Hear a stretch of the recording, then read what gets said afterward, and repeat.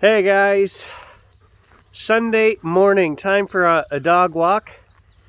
So I thought I would do a video. I've been doing so many videos of action adventure out on the trail, and I haven't really just done a let's do some update and some channel talk and something easy for me. Something where I don't have to drive 90 kilometers by four-wheeler to edit. COVID update for starters. Okay, so if you have never had COVID yet, and you're going to get it, I think everyone's going to get it. Everyone talks about the not being able to smell. Oh, that's a real thing. I can tell you guys that is absolutely 100% a real thing. This is day 16 for me.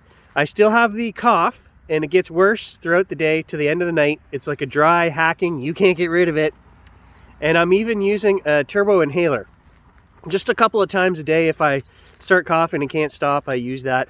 But the smell thing, okay, it freaked me out. The first week I was too sick to really care about it. The second week I was like, I can't smell anything. Literally, you cannot taste or smell anything. I eat a banana, nothing. I stick my nose in the peanut butter jar, nothing. But there is hope.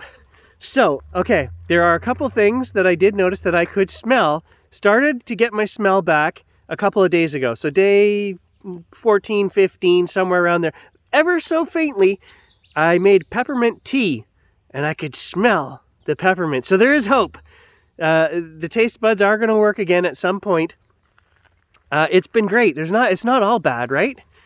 Gage and I ride in the truck together, and he has a bad habit of just letting one go whenever he wants. Well, he can do that now because it doesn't bother me at all. But yeah, it was a little concerning to me that after 15 days I was like, I still can't taste or smell anything. But it is coming back very, very slowly. I stuck my nose on the bath salt jar that my wife has on the bathtub, and I think it's lilac, and ever so faintly this morning I could smell something there. There was something to it. So yeah, that's just to keep you guys calm. If you get COVID, your sense of smell will come back. It's just going to take a while. My friend Sean that we detect with on the channel, he got COVID 3-4 weeks before I did, and I was talking to him on Facebook the other night. He said his sense of smell is still messed up.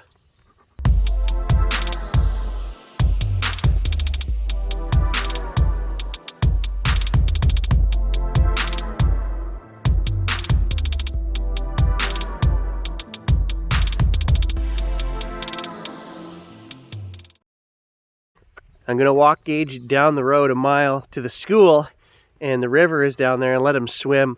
The bugs are just crazy bad in the bush right now. So, yeah, I think out here, keep moving, probably the better choice for now. Starting to get my energy back also after 2 weeks, so that's good. Went to a concert last night in Temiskaming, a little tiny town about from here, probably close to 90 kilometers, 100 kilometers away. We have a camp up there, so if you guys watch the channel, you've seen me go up there fishing a few times. Tom, my neighbor, has a camp just past Temiskaming as well. So Tom and I and a few friends last night went to Glorious Sons concert. They're a band out of Kingston. Fantastic, what a show. $45. These guys are really good live. They have a very small arena there. And I said to Tom, we could get within 10 feet of the stage last night, right? It was awesome. These guys are going on a big American tour, like 10,000 plus at these arenas they're going to be doing. You will not get within 10 feet of the stage anywhere else. So Temiskaming, it was a pretty cool experience last night. It was a great concert. And because I had COVID ears, I haven't been able to hear for 2 weeks. I thought, I'm going to protect my ears. I put in silicone plugs.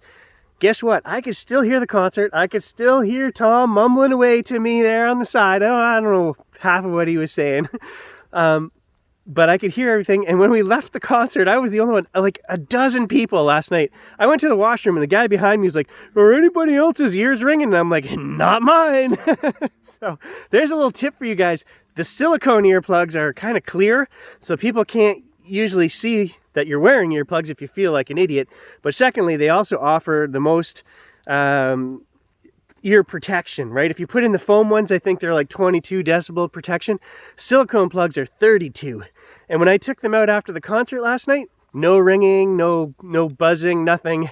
I mean, I still have COVID ears, so I can probably only hear about 80% anyway, but I felt like I protected my ears. Oh, the lilacs are in bloom. And I can smell a little something ever so faintly. So there is hope for Gary and his schnoz. Sense of smell. You don't realize, I think it actually affected my desire to eat. When everything is just, there's no flavor. So, okay, let me explain. There's no flavor, but I could still tell you if something was salty, bitter, or sweet. I knew, you know, the kids, they gave me these jelly beans, and they were like flavored jelly beans. I could taste that they were sweet, but I couldn't tell you, like, that's a coffee, or that's a popcorn, or, you know, there was no flavors. So it was really weird. And I think some people actually lose the ability to taste sweet and bitter and all that too. I never realized how bitter cheese is. I ate cheddar cheese the other morning. Can't taste the cheese, but I was like, took a bite of the toast and I was like, I can taste the bitter of the cheese, but I couldn't taste the cheese. So the COVID really cost me kind of the end of spring metal detecting without bugs. So now we're deep in the season of bugs, black flies, and mosquitoes. And I think we're going to change up our trip itinerary here. We're going to start doing maybe some shorelines, some snorkeling, metal detecting, you know, get in the water. Stan bought a new kayak, so he's just dying to get to places that we have to boat to. So I think I'll accommodate him and say, hey, let's go. I actually have a couple of old 1800 fur harvester sites that I want to go check out. There's probably not a lot of stuff there because it is in the literature. Anyone who's done research will know where these are, but it's still worth checking out, right? You need a boat to get there, and maybe there's a chance that people that have checked these spots out before didn't have good detectors or didn't have a boat, couldn't get to the site. So we're going to do that the next few weeks. I'm going to be doing some camping. I'm going to camp out under the stars.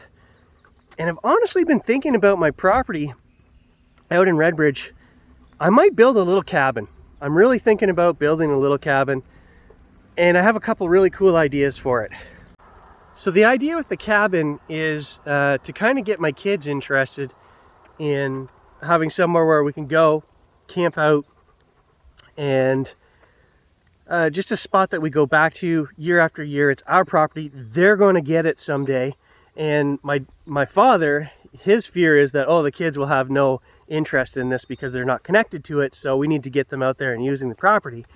So I think the best way to do that is build a little off-grid 20 by 16 cabin, something like that, with a little loft. Put in a garden out there. We can do some deer hunting out there. I've got 78 acres attached right beside Grant's property, so we'll hunt on his side. I put a couple of trail cameras up at Dad's. I walked his trails yesterday and they are full of trees that are down, so we have to probably a full day of work out there cutting and clearing just to get the trails that we have open. And then Dad and I talked about extending the trails another 600 meters each trail, something like that. Not like last year where we spent weeks and weeks cutting trails, but you know, just if we spend a couple of days every year, we extend the trails. Eventually we'll have a full-fledged system in there of trails that we can ride for an hour on the four-wheelers. We're going to set up some deer blinds. We have a couple feeder spots already. It's just time to get back to basics. Do some, you know, the things we used to do when we were kids, right? Enjoying nature more.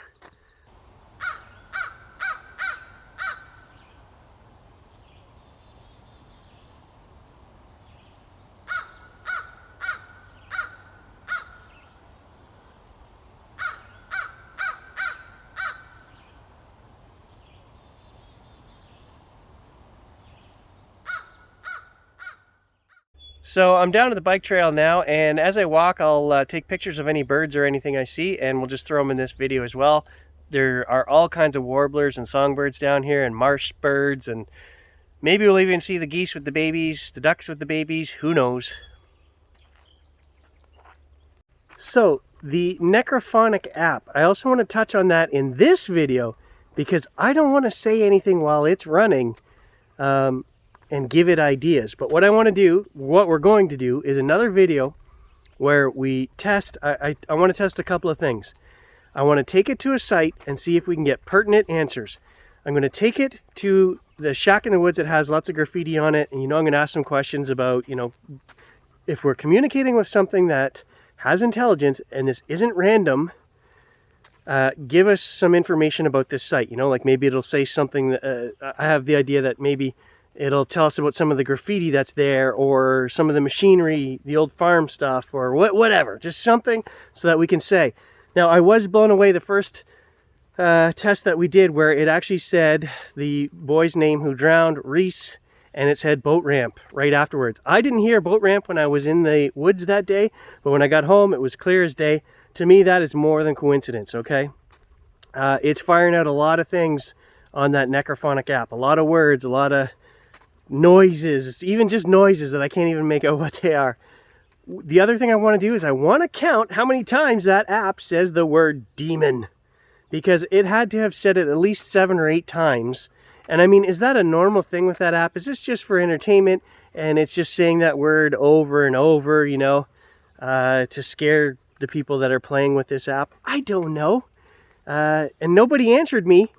Nobody else apparently is using this app, none of you guys, because nobody said, hey, we use that app and we never hear that word, or it's there all the time. Nobody answered me.